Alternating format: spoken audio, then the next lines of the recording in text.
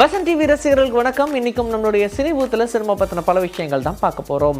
ராம் சரண், மகேஷ் பாபு இப்படின்னு இவங்க ரெண்டு பேர் தான் இப்போ சினிமாவை கலக்கிக்கிட்டு இருக்காங்க. தெலுங்கு இண்டஸ்ட்ரியிலேயே ரொம்ப மாசான டைரக்டர்ஸோட ஒர்க் பண்ணிக்கிட்டே இருக்காங்க அப்படின்ற மாதிரி தான் சொல்லுவாங்க.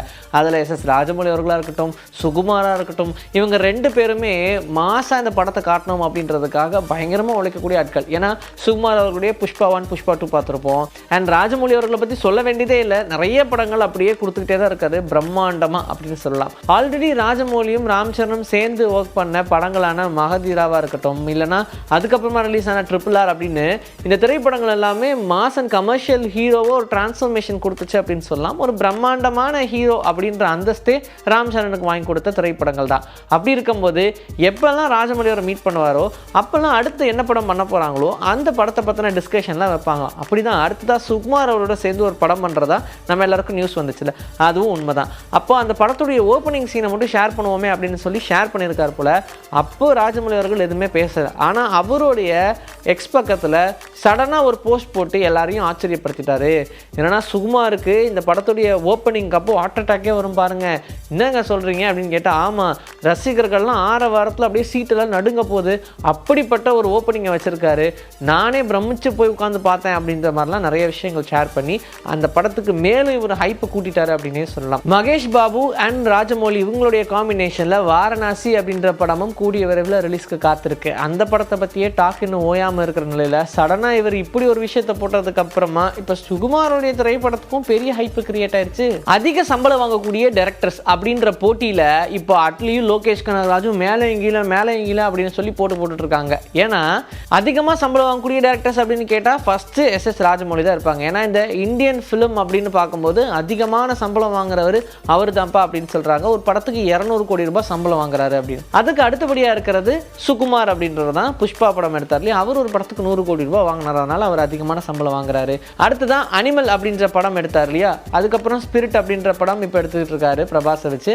சந்தீப் ரெட்டி வாங்கா இவர் ஒரு படத்துக்கு 75 கோடி அப்படின்ற மாதிரி வாங்குறாரு. இப்போ அடுத்ததான் அட்லியை தான்ப்பா சொல்லணும். ஏன்னா இவருக்கும் மேலே போயாச்சு அட்லி. இப்போ அட்லி அல்லு அர்ஜுனை வச்சு எடுக்கக்கூடிய திரைப்படத்துக்கு 100 கோடி ரூபாய் சம்பளம் வாங்குறாரு. அப்படின்னா அந்த பட்டியலில் இவர் மேலே ஏறிட்டாரு. அடுத்ததா லோகேஷ் கனகராஜ் தான். அல்லு அர்ஜுனை வச்சு அடுத்த படமும் லோகேஷ் கனகராஜே எடுக்க போறதா பேசிக்கிட்டு இருந்தாங்க இல்லையா, அந்த படத்துக்கு இவர் 75 கோடி ரூபாய் கேட்டதாகவும் அதுக்கு ஓகே அப்படின்னு சொன்னதாகவும் சொல்றாங்க. ஸோ 75 crores ரெடியா இருக்காங்களாம் இப்போ இந்த திரைப்படத்தை எடுக்கிறதுக்கு. அதனால இந்த பட்டியலில் மேலேயும் கீழையும் அப்படின்னு போட்டி போட்டுட்டு இருக்கிறது 2 பேர் தான். நயன்தாரா பத்தின இப்போ ஒரு கான்ட்ரவர்சி தான் ஓடிக்கிட்டு இருக்கு. இது கான்ட்ரவர்சி அப்படின்னு சொல்றதை விட அறியாமையில பண்ணியிருப்பாங்களோ அப்படின்ற மாதிரி தான் எல்லாரும் நினைச்சிட்டு இருக்காங்க. ஏன்னா மனசங்கர வரப்பிரசாத் காரு அப்படின்ற திரைப்படம் இப்போ ரிலீஸ் அப்படின்னு சொல்லியிருந்தாங்க. சிரஞ்சீவி இதில் நடிச்சிருந்தாங்க, இவருக்கு ஜோடியா நயன்தாரா நடிச்சிருந்தாங்க. இந்த படம் எதையோ பார்த்த மாதிரியே இருக்கேப்பா அப்படின்ற மாதிரி எல்லாருக்குள்ளேயும் தோணி இருக்கு. ரொம்ப ஆழமாக யோசிச்சு பார்த்தா இது விஸ்வாசம் கதை மாதிரியே இல்லை அப்படின்னு சொல்லிட்டாங்க. விஸ்வாசம்ல எப்படி அவர் ஒய்ஃபை பிரிஞ்சிருப்பாரு, ஏதோ ஒரு சில காரணங்களால் அவரால் விட முடியாது, இதெல்லாம் அடித்தடியில் விட்டு ஊரோட்டெல்லாம் வரமாட்டேன் அப்படின்னு சொல்லி ஊரோடையே இருப்பார் இல்லையா, அதனால வேணான்னு சொல்லிட்டு அந்த பக்கம் கிளம்பி போயிடுவாங்க. அவங்களுடைய ஸ்டடீஸை வச்சு அவங்க பொண்ணை வளர்த்துட்டு இருப்பாங்க. எதர்ச்சியாக பார்ப்பாங்க. அதுக்கப்புறம் அந்த பொண்ணு மேலே அவங்களுக்கு ஒரு காதல் வரும். அதுக்கப்புறமா அப்பான்னு ஓடி வருவாங்க. இப்படியான ஒரு கதைக்களம் தானே. அதே திருப்பி போட்டு எடுத்த மாதிரி தான் இந்த படம் இருக்குது அப்படின்ற மாதிரி தான் எல்லாரும் பேச ஆரம்பிச்சிட்டாங்க. சரி, விஸ்வாசம் படம் மட்டும் என்ன, அதுக்கு முன்னாடி வெங்கடேஷ் அவருடைய நடிப்பில் துளசி அப்படின்ற படம் வந்துச்சு. அந்த படமே விஸ்வாசம் மாதிரி தான் இருக்கும், சாரி இந்த படம் மாதிரி தான் விஸ்வாசம் இருக்கும் அப்படின்ற மாதிரி சொல்லிட்டாங்க. ஆனால் பாருங்க, இந்த 3 படத்துலையுமே ஹீரோயின் நயன்தாரா தான். என்னடா இது அப்படின்ற மாதிரி இருக்கு. ஒரு கதையை அவங்ககிட்ட சொல்றாங்கன்னா இது ஆல்ரெடி நம்ம பண்ண மாதிரி இருக்கே அப்படின்னு கூட யோசிக்காம பண்ணியிருப்பாங்க. ஏன் இந்த 3 கதையும் ஒரே மாதிரி இருக்கு, அதுவும் 3 படத்தில் ஒரே ஹீரோயின்? ஒருவேளை இப்படி ஒரு ஹேட்ரிக்கை ப்ரெசென்ட் பண்ணும் அப்படின்றதுக்காக பண்ணாங்களோ? சரி என்னமோ போங்க அப்படின்ற மாதிரி விட்டாச்சு.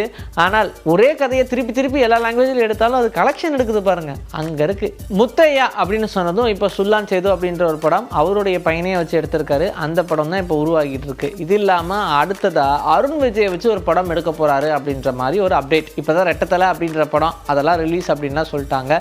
ஆனால் பார்டர் அப்படின்ற ஒரு படம் எடுத்த போது அந்த படத்தை ரிலீஸ் பண்ணணும்னு எவ்வளோ முயற்சி பண்ணுறாங்க. பல சிக்கல்கள் அந்த படத்துக்கு வந்துகிட்டே இருக்கிறதுனால இன்னுமே அந்த படத்தை ரிலீஸ் பண்ண முடியாமல் தான் இருக்கு. இருக்காங்க. சரி சீக்கிரமாக இந்த படத்தை ரிலீஸ் பண்ணிடுவோம் அப்படின்ற ஒரு நம்பிக்கையிலேயே இருக்காங்கன்னு வச்சுக்கோங்க. இப்படி இருக்கும்போது அடுத்ததாக முத்தையாவோட சேர்ந்து ஒரு படம் பண்ண போகிறாங்க அப்படின்னு சொன்னாங்க. ரசிகர்கள் மத்தியில் ஒரு நல்ல ஆனந்தம் தான். முத்தையாவை பொறுத்த வரைக்கும் அவர் ஒரு நல்ல கிராமத்து சப்ஜெக்டில் எடுப்பார். சூப்பரான ஒரு டைரக்டர், நம்பி போகலாம்ப்பா அப்படின்ற மாதிரி தான் இருக்கும். அதனால் இப்போ அருண் விஜயை ஒரு பர்ஃபெக்டான ஒரு மோல்டாக க்ரியேட் பண்ண போகிறாரு அப்படின்ற மாதிரி எல்லாரும் நம்ப ஆரம்பிச்சிட்டாங்க.